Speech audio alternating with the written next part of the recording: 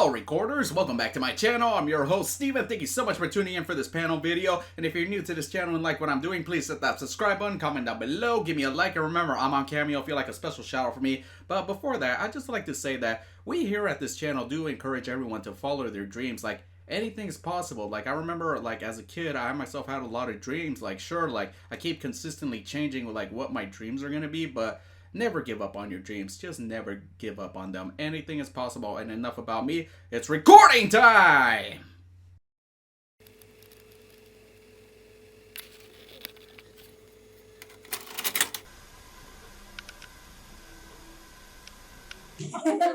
Or I guess I should say, hello, Master. It's been a while. Very nice. How are you all today? Love to hear that. Yes. Well, You know, we wanted to play this video in the beginning because Bret and I came together. We were introduced by Disney, and we really kind of bonded over our shared philosophy of dreams. That when you voice your dream and you say it out loud, as I said in the video, and you work hard and truly persevere and never give up, that anything is possible. And we are literally voicing our dreams by being the voice of Ahsoka.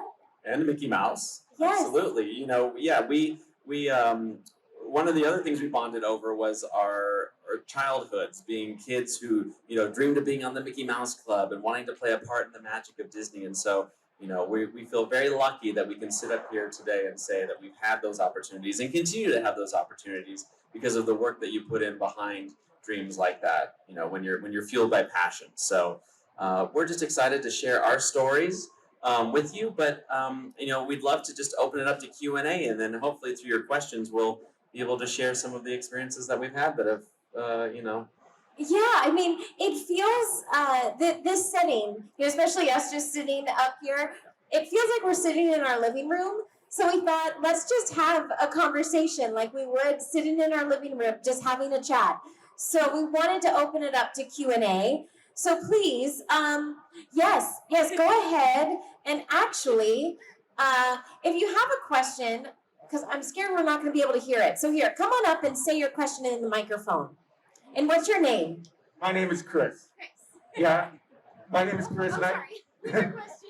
Yeah, I just want to ask both. Oh, thank you. Oh, thank you. So I just want to ask both of you, in your opinion, what do you think is the most important thing that you can do to get started in the very beginning? I mean, what would be that one thing, that breakout thing that I should do because I want to get involved and do voice work? Awesome. Oh, okay. And you can actually leave the microphone on the stage, and we'll put one up here too. And if you have a question, then you can come up and use the microphone.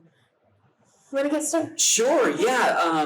You know, the best piece of advice that I think anyone can give you when it comes to voiceover and starting is something that I heard my colleague Bill Farmer, the voice of Goofy, say one time. He said, you know, it's not voice acting, it's voice acting.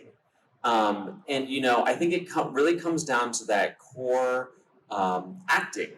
And so I think to get started in anything voiceover, you need to get started in acting. And that means pursuing acting classes or voiceover workshops.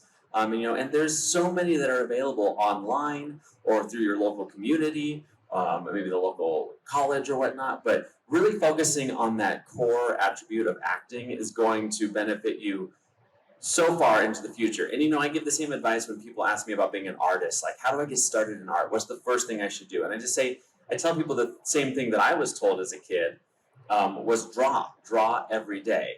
And so if you think about it like that, you just got to like exercise those muscles, whether it's drawing, acting, woodworking, anything, you know, you have to kind of start there at the foundation, build up that foundation before you start worrying about all the accessories that come with it. So I think that's where I would start. How about you? Yeah, and I mean, that's my number one piece of advice is voice acting is just at its core acting. You know, it's the same acting that you would, you know, same acting skills that you would use for on camera for film and television or, you know, any other or theater or any other type of performing. It's just a different technique. But the other piece of advice, just to piggyback on that, is to never give up. And I know that sounds cliche, but to share a bit of my story with Ahsoka, my background, what I was trained in, is actually theater and then film and television. So the majority of my work was either on stage or on camera. But I always wanted to do voiceover too. And luckily, my agent allowed me to go on voiceover auditions as well. But it didn't go well at first at all. In fact, I auditioned for about 4 years, and that was about 400 auditions that I did not get. So I was rejected a lot.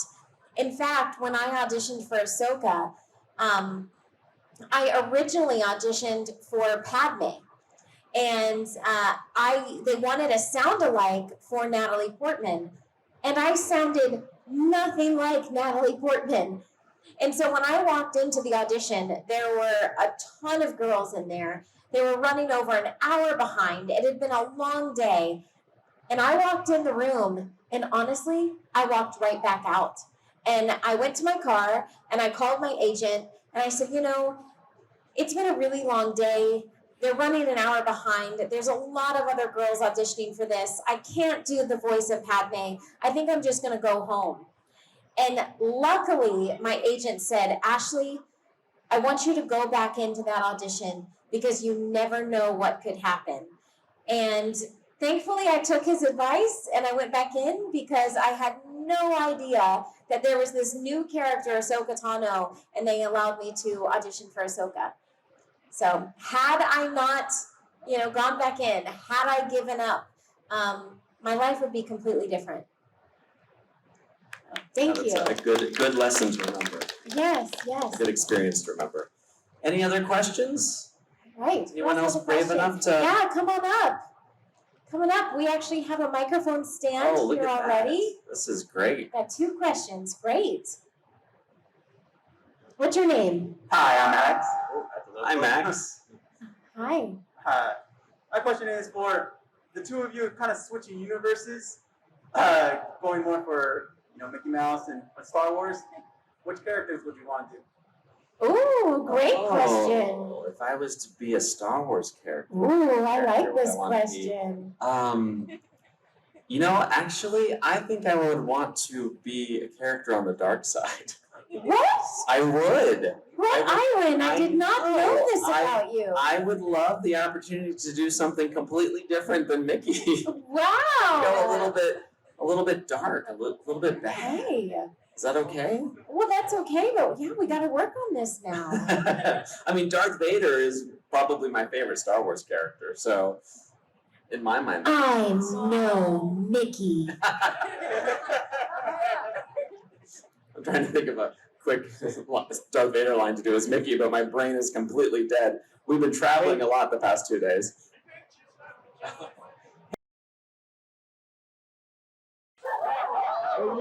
Say, Luke, I am your father. Ashley?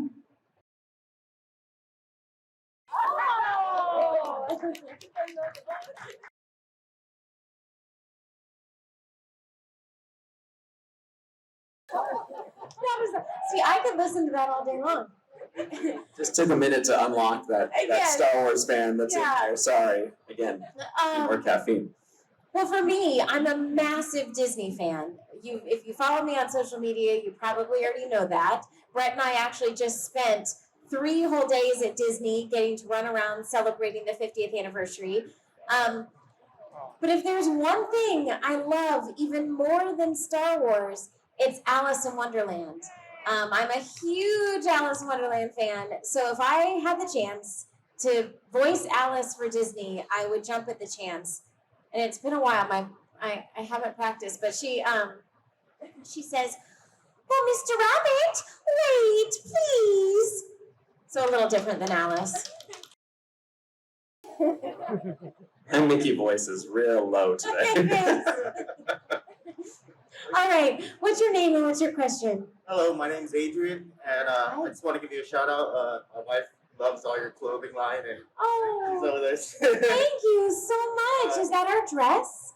That is. Yeah. Oh, you look beautiful. He's too shy. And my question is, I've seen Ahsoka from Clone Wars to Rebels, and I've loved her character arc. and I want to know how you feel to see her in live action on The Mandalorian. Just see how far has she got in the Star Wars universe. Yeah. Well, here's the thing. After it was kind of when Ahsoka walked away from the Jedi Order at the end of season 5, something happened with Ahsoka fans, and it really blew my mind. I feel like everyone really began to resonate with Ahsoka, and I can't even begin to tell you how many messages I get. I would say at least one message a day, if not several, where I get paragraphs long, like DMs and messages, where people are telling me how Ahsoka has changed their life, or in many cases even saved their life. And I quickly realized that this character is bigger than me. I've always just been one small part of a giant team of people that it takes to bring Ahsoka to life. That's why I call it Team Tano.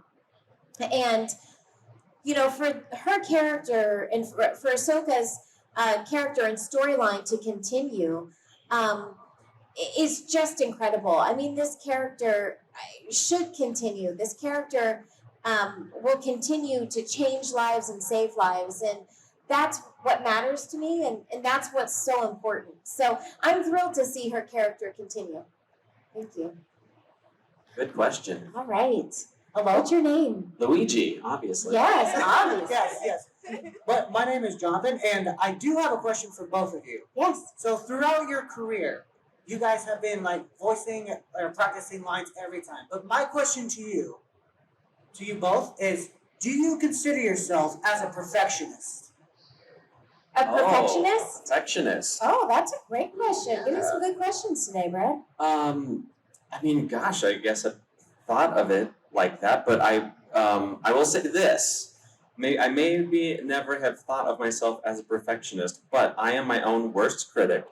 And so no matter what I work on, never seems to be enough time to work on it. And when I hear the final product, I usually have notes for myself. So if that makes me a perfectionist, then yes, I am one. Because I usually recognize the opportunity to have done it differently or made it a little bit better or plus it perhaps. But a lot of times in voiceover, you don't really get that opportunity. For instance, like Kingdom Hearts, how long did we wait for Kingdom Hearts 3? Years and years and years, and you'd think, with all that time of developing Kingdom Hearts 3, there's plenty of opportunities to get the voice perfect. Well, in those, let's say, however long that was, 5, 6, 7, 8 years, I got about 2 hours worth of time to record the Mickey portions of it. So I didn't have much time to perfect it beyond just those 2 hours. So really in voiceover, it's kind of an instinctual craft where you go in and you try to be as efficient as possible and don't always get the chance to really refine the performance beyond that initial recording session. But I oftentimes think, I wish I had a chance to do that better. I would definitely call myself a perfectionist. It bugs me if I feel like, I haven't done my best. But I think that's, if we're talking about voice acting too, or really any dream that you have, one of my biggest pieces of advice is just when you're trying to do something, to just do your absolute best. It may not go your way. You may not get the part. You may not get your dream job. But as long as you can say that you did your best, then you can walk away truly with no regrets. Because then the rest is up to fate. And I truly believe that everything happens for a reason. So when I go into a new audition, that's all I ask for, is that I do my best. And as long as I can walk away saying that I did my best, then I'm happy. And I guess you could say that's what makes me a perfectionist. I don't always get it. Like I said, I auditioned for 400 roles before I got the voice of Ahsoka. But as long as I do my best, then doing okay. And I do think that's a great takeaway, though. Whether you're a perfectionist or not, giving it your best, you're doing all you can to pursue whatever it is you're pursuing is important. And then also realizing that when things don't go perfectly, there is a great opportunity for learning and for growth. And that's what you were saying in a sense. I've always found myself looking back on experiences, and maybe, yeah, it wasn't the way I wanted it to go or the best it could have been, but I try to look at it as, well, that was an experience. I've now learned, I've taken something away from that. So the next time you go forward, you're just more equipped. You have more tools in your toolbox. And like you said, no regrets. I don't look back on anything and say, oh, I really regret that. I just look back on that and say, well, that got me here. Hello. Hi. How are you guys doing? Good, how are you? What's your name? My name is David. I'm dressed as Where Winning. So, Where? I love it. Okay. my question to you guys, I got a couple questions. One, have you ever wanted to do voiceover but not go to conventions and just do it just for the sheer fun of it and enjoy it without being noticed for the work that you do? And then two, can I get Mickey to say, "May your heart be your guiding cue"?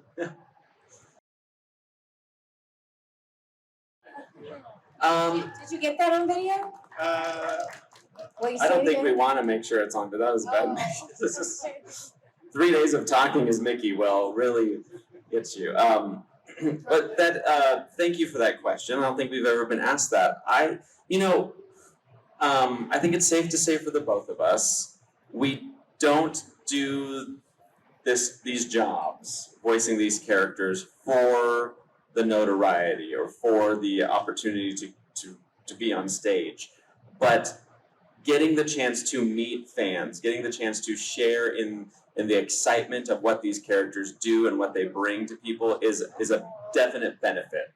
It's a joy to get to meet and connect with fellow Mickey fans, fellow Star Wars fans, just because Ashley and I are big fans. We're just, we weren't running around Disney World for the past 3 days because we were, it's work, because it was part of our job. We were doing it because we were just having fun. We were like, it's the 50th anniversary of Walt Disney World. We want to be there. Oftentimes, more so for me, I think, Mickey, I don't really get recognized as being the voice of Mickey, and I'm okay with that. Mickey's Mickey, and so he's the celebrity. I'm just, like Ashley said earlier about Ahsoka Tano, I'm just a small part of Team Mickey. Speaking for myself, I never pursued this career for the notoriety, but any notoriety that comes from it. And again, the chance to come to conventions like this and meet all of you is just a really great, amazing benefit that I honestly hadn't even considered starting out. Yeah, I mean, ditto to what Brett said, but my favorite part about Star Wars is the fans. As you mentioned, we're fans too. I'm a massive Star Wars fan, and I have been my whole life. So the chance to come to a convention and interact with fellow fans and hear your stories and hear what you love about Star Wars and Ahsoka literally is my favorite part. And to hear how Ahsoka Tano has touched people's lives and changed their lives, or as I mentioned, saved their life, you quickly realize that getting the chance to fill the shoes of these characters is something way bigger than yourself. And we love it. So we do consider this as part of our job, not in addition to our job. So we're just honored to be here, and we're honored that you would show up to meet us. It really, truly is very humbling. So thank you.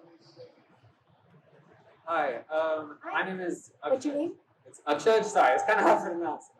But Ms. Eckstein, I just want to say that thank you so much for voicing Ahsoka, because the Clone Wars is what really got me into Star Wars way back in like 2008. And I'm really thankful that you played Ahsoka, where I was able to connect with the Star Wars fandom and have the Clone Wars TV show as I grew up.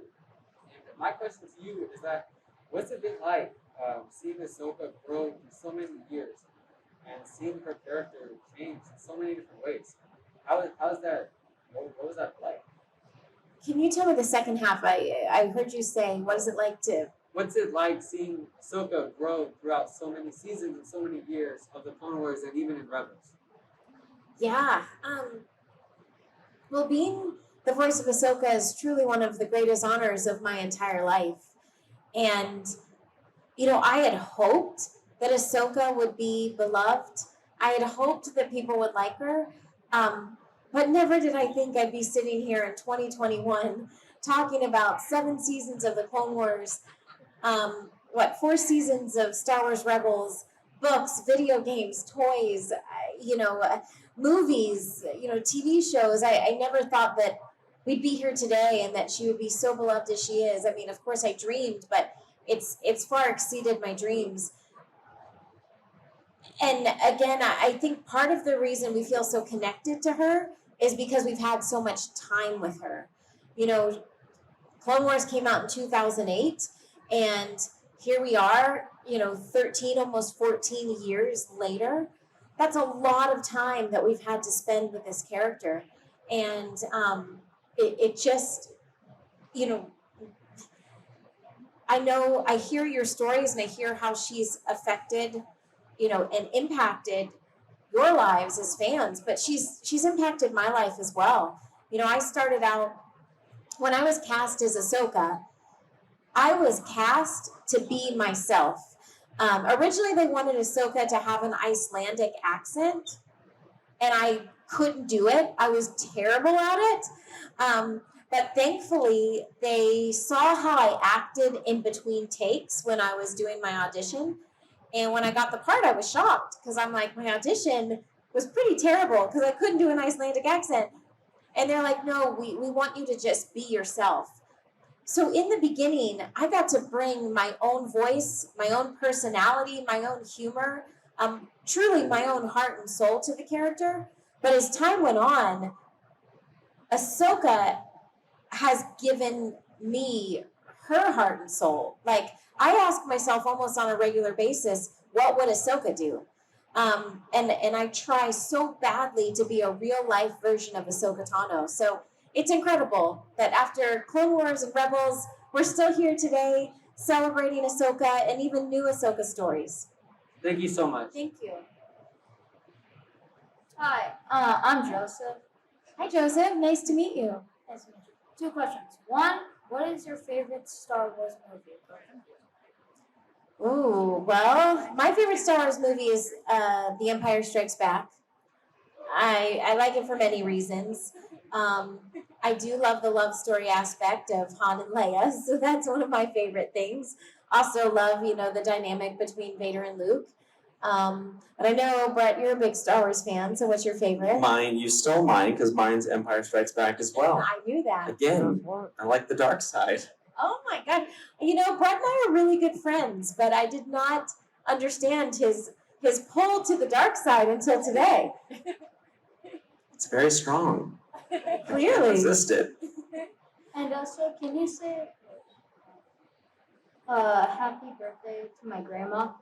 To your grandma, what's your grandma's name? Rebecca. Rebecca. Thank you.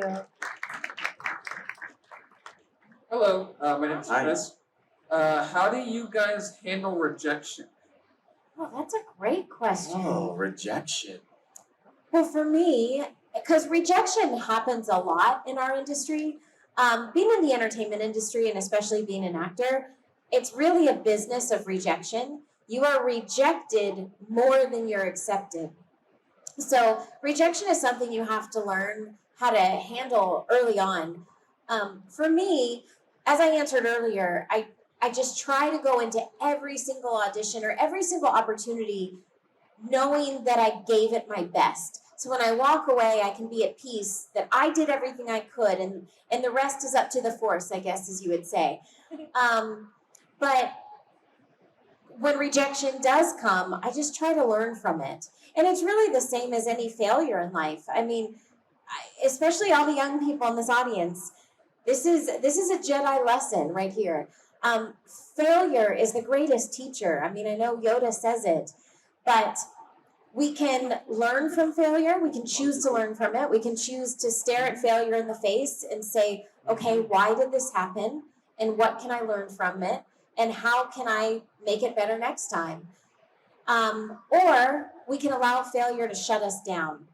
And, I choose to face failure and say, okay, well, I may not like it, but failure happened. and how can I avoid it next time? What can I learn from it? So rejection and failure is really, truly such an important point in life, and especially when we're talking about dreams. Dealing with failure and dealing with rejection is a huge part of making your dreams come true. Yeah, I think that's what Disney did. And the reporter asked him about a specific time in his life where he actually lost the rights to his first character, Oswald the Lucky Rabbit, which predated Mickey Mouse. But when he lost the rights to Oswald, it forced him into a position where he had to come up with his next move, and his next move ended up being Mickey Mouse. Not a bad next move. But what he said to the reporter was he realized that he needed, and he thought everyone should have a good hard failure in their life. And for years that terrified me because I heard that when I was in college and I was trying to get my life and career started, and I thought I don't want to fail. I was afraid of failure. But what I have come to realize is exactly what Ashley just said. You know, failure is necessary, and rejection is part of the process. And though sometimes that rejection is harder to take than others, I think the important part is what you do with that rejection and how you use it to motivate you, either in a new direction or to continue pursuing the same direction you were already heading. Something I've learned over the years is that the best thing someone can do for me is to tell me no, actually. Instead of telling me yes, if you tell me no, I will work even harder to pursue that thing I was setting out to do. Call it stubborn or call it persistence, I don't know, but it really does just kind of help motivate me to keep going when something doesn't work out initially. And along with that lesson has been the lesson of radical acceptance. You know, sometimes things don't go our way, and sometimes things are never going to go the way we hope them to go. And again, going back to what I said earlier, it's just really about learning through those experiences and realizing that even in rejection, you have learned, you have grown in a way that has brought you to where you are today, and you get the choice then to decide where you go tomorrow. Thank you. Hello, it's me again. Hi. It's where Winnie again. Yes. So 2 more questions and I will be done. Have you ever gone into the booth and once you put those headphones on, you forget about life and you just like bask in the joy of doing your work? I got to experience doing that, and I didn't get tired of repeating the same process over and over and over again, because as you know, they tell you to repeat the line over and over again sometimes, and I've enjoyed every moment of it. Have you ever lost yourself in the booth? Absolutely. I mean, that's part of acting is, being able to completely become that character. And I can tell you the emotions that Ahsoka is feeling, whether it's, the moment she walks away from the Jedi Order or, when she tells Vader, "I'm no Jedi," or when she tells Maul, "Your vision is flawed." Those are real emotions, like very real emotions. Like my chest is beating out of, what do they say? My heart is beating out of my chest. We're really in those moments and we're really feeling those emotions. So absolutely. I mean, when Ahsoka cried, I cried. She's very, very close to me. Yeah, and you had hinted at this earlier, what the character gives to you in terms of those feelings, those emotions. And the same is true of Mickey. I've learned over the years, it's less about what similarities I have with Mickey or what I bring to Mickey as much as what he brings to me. And you really do, in those moments, you just kind of, you tune out everything around you and you become that character. And some days are easier than others. I mean, I've had to go to the booth sometimes when I'm just having a really rotten day, like horrible things have happened.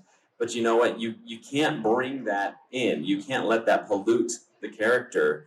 So you do have to learn how to really rely on the character to kind of lift you up in those moments. But Ashley is exactly right. You do oftentimes, almost all the time, just become completely consumed in that space.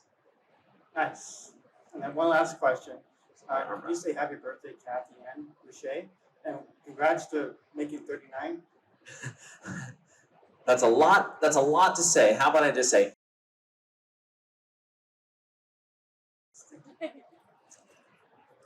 Hello, my name's Scott. Hi, I Scott. have two questions, guys. I have one for you, Brett. How do you go about changing your voice for Mickey depending on what you're doing for Kingdom Hearts and then also for Clubhouse? That's a great question. I like to think of it as I've got this core Mickey that is the center of all of Mickey universe. And as long as I know that core Mickey, who he is, how he acts, what he says, what he does, what he does, then you can branch off of that. And you know, the best part about Mickey is that Mickey himself, the character of Mickey, he is an actor. You know, he's not unfamiliar playing different roles. And so that gives you a little bit of a leash to go out on, you know, like a tether line that you can kind of reach a little bit further for Kingdom Hearts and go out to this place where he's King Mickey and he's fighting battles and but he's always tethered to that core, which is the very heart of who Mickey is that Walt created and intended him. And likewise, when you go to Clubhouse, you know, there's that core Mickey, but he's addressing a younger audience who's not as familiar with the world and with life, and he's there to help educate them and kind of guide them along. So, you know, it's not like I don't really approach Mickey in those different instances as, oh, this is Kingdom Hearts Mickey and this is Clubhouse Mickey. It's Mickey, but I'm just aware of the difference involved, the different communication strategy. That I sound very corporate all of a sudden, but you know, like there's just a different way of addressing those situations. So, but it's all about that core. And what's the character study like? How do you guys approach having Mickey, who's been around for 100 years, and then having a brand new character? What's the character study background behind what you have to do to get ready for the roles? Oh, the character study, is that, did I hear right? Well, for me, it really was, again, knowing that core Mickey, knowing who he was. And so for me, that was, thankfully, I was already such a fan. I was very aware of everything from Plain Crazy, Steamboat Willie, up until, at that point, Clubhouse. So really just kind of immersing myself in everything that had come before. And, you know, a really important thing about Mickey is something that the second voice of Mickey, I'm the fourth person to voice Mickey. Jimmy McDonald voiced Mickey after Walt, and then Wayne Allwine took over after Jimmy. Well, Jimmy McDonald told Jimmy McDonald told Wayne, remember, kid, you're only filling in for the boss. And so that's something I try to remember is I'm just filling in for Walt. You know, Mickey is Walt and Walt was Mickey. And so really we're just doing what we can to prolong Walt's character. So I think really getting to know Walt is what's critical to truly understanding Mickey. And Ahsoka, I feel very grateful that I got to originate the role. And when I was cast as Ahsoka, we really didn't know who she was. You know, as I mentioned, Dave Filoni originally wanted Ahsoka to have an Icelandic accent. And I truly butchered it in the audition. And when I came back for the callback for Ahsoka, you know, they had told me prior to going in, they said, really have her practice her Icelandic accent. So I did. I actually went to a dialect coach and I practiced for hours on end. And I thought I perfected an Icelandic accent. But what I didn't know is pure Icelandic kind of sounds Irish. Dave Filoni wanted somebody to sound like Bjork. Well, he didn't say that. So I go into the callback and I say the first line as Ahsoka in Icelandic. And I did something I would normally never do. Dave Filoni stopped me and he's like, I'm sorry, can you make it sound a bit more Icelandic? And so I raised my hand and I said, I'm sorry, but I am doing Icelandic. I don't know what you want. That ended up getting me the part, come to find out, because they wanted somebody snippy, but not bratty. And somehow I guess I rode that fine line of being snippy and not bratty. So when I came in, once I got the part, they said, okay, here's who you're playing. You're playing this 14-year-old girl. She's Anakin Skywalker's Padawan. And we really didn't know who we wanted her to be. So it took about 6 months to find who Ahsoka was. But I feel very fortunate that truly Ahsoka is me in a way, because I brought my voice, I brought my humor, I brought my personality, I brought my own kind of heart and soul to the character. So it was fun to originate a character like that. Will we see you in the Ahsoka series? Well, you should ask Dave Filoni. I would love to be, but I can tell you I haven't gotten any phone calls. So if you would like to say at Dave Filoni, we'd love for Ashley Eckstein to make an appearance. Will do. Thank you. Hi, my name's Taylor. Hi, Taylor. What do you guys use to how do you guys get the courage to put yourself out there? That's a great question. It was, how do you have the courage to put yourself out there, right? Well, for me, I love the line from season 7 where Ahsoka says, "In my life, when you find people who need your help, you help them no matter what. I guess it's just who I am." And I love helping people. And, you know, I feel blessed and privileged to say that I have the opportunity to do that as an actress and being the voice of Ahsoka. And so when I'm nervous, which all the time I get nervous, all the time I'm fearful of rejection, fearful of things not going, the way that I hope. But what gets me over that fear and what gives me the courage is knowing that what I get to do might help someone, might impact someone's life, might be a bit of light when someone's having a very dark day. And I find that that's my why, that's my purpose. So it kind of allows me to take the focus off of my nerves and my fears, and I just focus on someone else and know that if I get over my fear, if I have the courage, then I might be able to help someone. And that gives me the courage I need. Yeah, courage is a tricky thing for me because I was a super shy kid, and I actually still am. And my friends will always say, "You're not shy." You are. I am very shy. And I was that kid. I'm the oldest of 4 boys, so I had 3 little brothers that ran around with me, and I would always ask my younger brothers to go do stuff for me, in the sense of will you go ask that grocery store person if they have any more Cheetos? I didn't want to do it. That's a really weird example I just gave. Yeah, but I know you love Cheetos, so do I. I just had Cheetos at lunch. But I was just afraid to ask anything or to be up in front. The old me would die from being on the stage right now with lights shining at us. But at a certain point, I realized, I was also, as shy as I was also a kid, and as I grew up, an adult who just had all of these dreams, all of these things I wanted to pursue. And what I realized was I couldn't necessarily pursue them if I was going to continue being shy.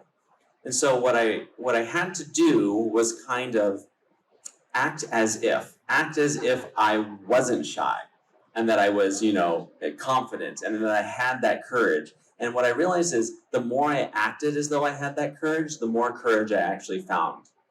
And so, don't get me wrong, there are still moments when I'm like, I really don't want to do that, but I have to just pretend that I have the courage. And similar to what Ashley just said, I've found that Mickey has kind of helped me gain a lot more confidence and a lot more courage, because Mickey himself has that. He's the leader of the club. He's the one out there doing castle shows 3 times a day at Disney World. And so when you voice a character, when you start being so connected with a character like that, you inevitably assume some of those traits, and that's really helped me. But make no mistake, there are still times when I'm pursuing something new where I have to go through that process all over again, where I have to think, oh, this is a little bit scary, but it is the dream and the hope that you can achieve those dreams that you find the courage in. And I think often to the line Mickey says at the end of Fantasmic at Disneyland, "Some imagination, huh?" And the payoff to this whole Fantasmic show where Mickey's gone on this crazy wild dream that's taken him to some dark places, but ultimately in the end, concludes with a great big firework finale, a happy time. It's that power of imagination is so strong, it can truly get you through most anything. So yeah, I find courage through experience, and through my imagination, but also through the hope that, whatever it is you're pursuing, the payoff will be worth it. Thank you. You're welcome. Thank you, Taylor. Hi, I'm Thomas. Hi, Thomas. Two of the questions I had thought of got asked while I was in line. So, one thing I was curious about actually is you said you're the fourth Mickey. Yes. How does an audition, or like how do they decide when they're going to switch to a new voice actor for an iconic character like that? And then what does that audition even look like? How did you hear about it? How do you even know to, I just, whatever you want to share about your audition process. No, that's a great question. Great question. Yeah. Well, I can't really say that there's any set way of finding a new voice for a character. We often call them legacy characters. Because I think there's several studios that have those legacy characters, and time will come where they need an actor to voice them, and then sometimes they go away, and the need for that character goes away a little bit and reemerges, and they start a casting call again. But for Mickey, he's a legacy character that has been working since 1928 and continues to work day after day. And so for Disney, character consistency is key. And there's a whole division at Disney called Disney Character Voices who works on just that, maintaining character consistency. So whether you hear a character on a feature film or on a TV series or in the theme park or in a toy in the aisle of Target, they sound the same. So for the character of Mickey, the third voice of Mickey, Wayne Allwine, had been doing it for about 32 years. And he was finding himself in a position where vocally it was harder for him to sustain the falsetto, because Mickey's voice truly is a trick voice. It's not just shouting in a high-pitched voice. It's a middle-range falsetto that, as evident by my voice right now, after talking, it gets weak. Talking incessantly, it gets weak. So the need had come to find an understudy for Wayne Allwine, and so Disney decided to look internally within the company, because traditionally that's just how it had happened. They had just found people within the company, and the previous three voices were company cast members, and so they said, well, let's look within. My friend works at Pixar. I went to school with her. She knew I did a Mickey voice because I was just a huge fan. Again, annual pass holder down in Florida, and I'd walk in the so my friends, they all knew I was a Mickey fan. They knew I could do the voice. And when she got this, she was like, you have to do it. And she sent it to me. And, I was working as an artist in Kansas City for Hallmark greeting cards. I wasn't doing anything in the entertainment industry or pursuing voice acting at all, but I loved Mickey. And when you get an email like that and you love Mickey, you don't pass up the chance. And I thought, I might have no business doing this, but I'm going to try. So it kind of goes back to what the last question I just answered. Yeah, I was nervous. I was, what if I do this and they say, no? And that was a possibility. But I thought the hope that this could happen, that I could play a part in this legacy, was so strong that I found the courage to audition for it. And so I did, auditioned. It was a bit of a lengthy process after that, a waiting game, as it were. And unfortunately, during that process, Wayne Allwine passed away. And so it was no longer an understudy position they were looking to fill. It was, the position they were looking to fill. So after some time and a callback audition where I brought myself out to LA and auditioned in person in a vocal booth, they were happy with what I had been doing on a few projects, and they said, if you're interested, we'd like you to be the guy. And it was an understanding that, it wasn't some big triumphant moment where I got to announce to the world, I'm the voice of Mickey Mouse. It was like, we'd like you to start working on this, and we'll work with you now. So it was kind of this understudy high, I don't know how you would label that, but I was learning at the same time it was like professionally voicing Mickey, which was a really interesting experience for me. But it was amazing. I've been doing it for about 12 and a half years now, and I don't think I've stopped learning. I'm still learning every time I go into the booth. So for Mickey, for me, I guess I should say, that's not the typical voice acting experience. I don't know that there is a typical voice acting intro experience, but that was mine. It was totally out of left field. And, I like to think that, I hope that when I get to the point in my career where I've been voicing Mickey for, let's hope another 20 plus years, that one day if I do get to the point where I realize, it is harder for me to do it, and it's not benefiting the character for me to sit there and squeak through a line, then I'll hopefully have the opportunity to say, you know what, guys, I think it's time to look for Mickey number 4. And then I would love the chance to be able to mentor that person and ensure that they, kind of find themselves in a position where they can have some confidence that going into it, they've maybe gained some insight from my experiences. So, Thank you. yeah. Any cool anecdotes about auditioning? You might have already shared them. I got here a little bit late. But any cool anecdotes about how you got the part of Ahsoka? Oh goodness. I shared a couple things already, but I would say the biggest thing is I went into the audition thinking I was auditioning for Padme.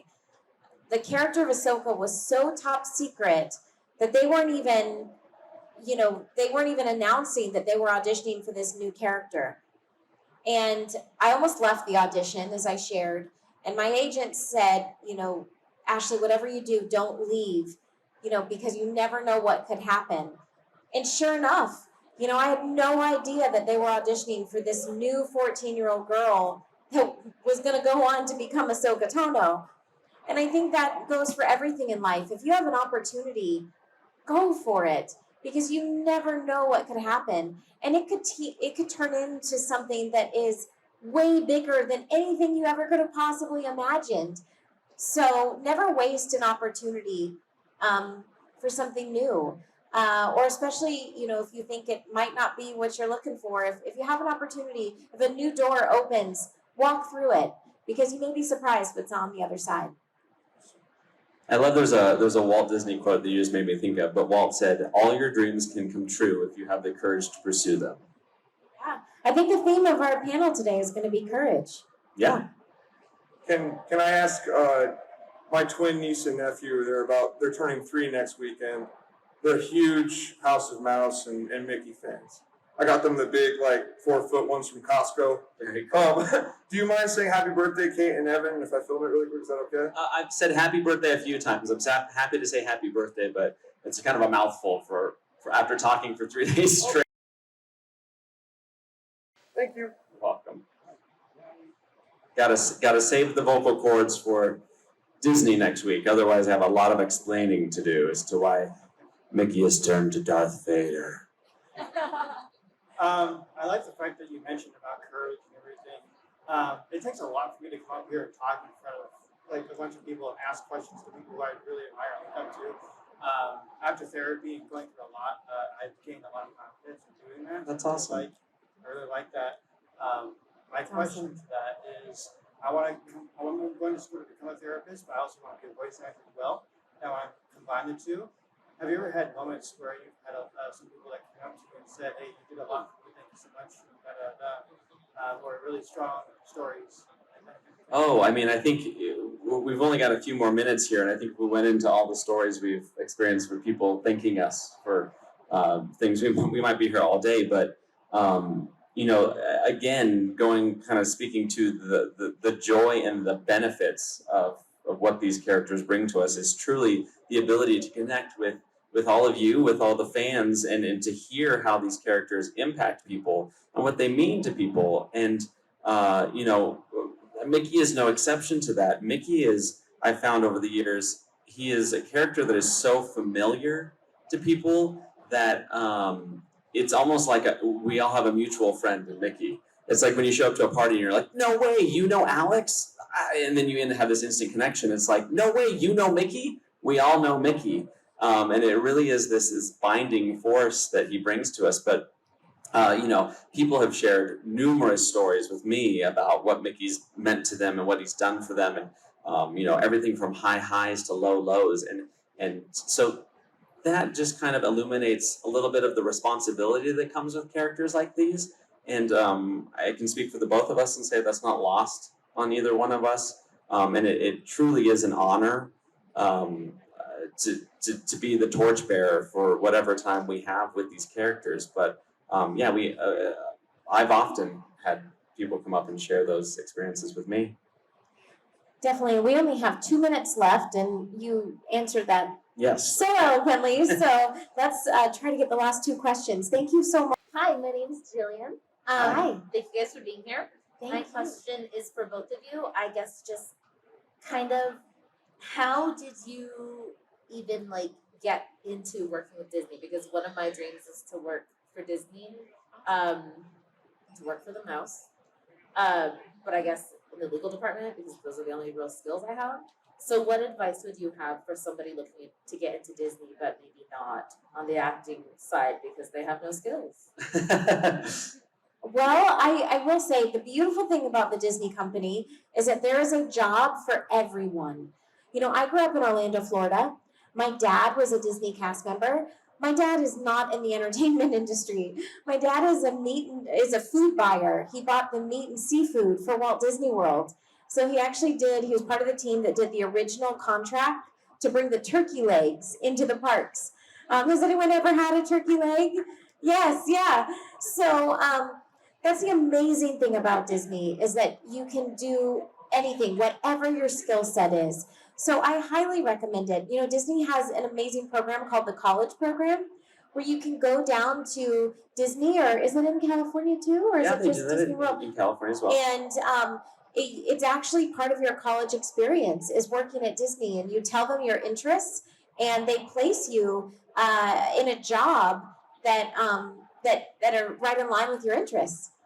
I'm a bit past college. I was gonna say that's making an assumption. You look so young. So young. Well, Oh my goodness. Well, I would definitely recommend going to, if you want to work for Disney, Orlando or Anaheim, and you know, going to they call it the Team Disney building or the HR team, and just telling them your skills.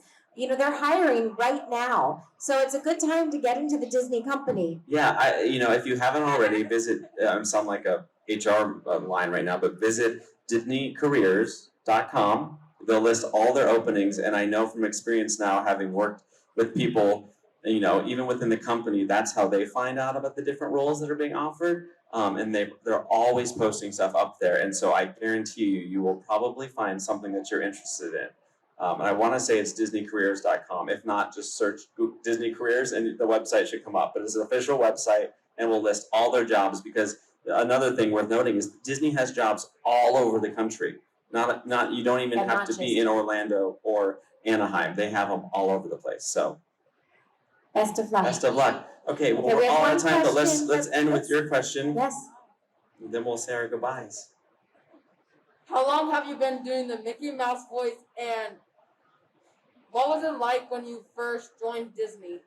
I've been doing the voice of Mickey Mouse for 12 and a half years now. I started in 2009. And what was it like? It was terrifying. It was terrifying. This is Mickey Mouse we're talking about here. You don't want to mess that up. I'm following in the footsteps of some very amazing gentlemen, Walt Disney, Jimmy McDonald, Wayne Allwine, and so I have just strived to do my very best to honor them and honor the character and honor the fans that love Mickey so much. And have you also done any other voices besides Mickey? No, I only do the voice of Mickey Mouse. But I like to look at it this way. Mickey's pretty popular. If that's the only one I do, then I think I've done pretty well. On that note, this has been wonderful, everybody. This has been so nice. Thank you so much. And we can take it out by saying, may the force be with you. Thank you. Thank you, guys.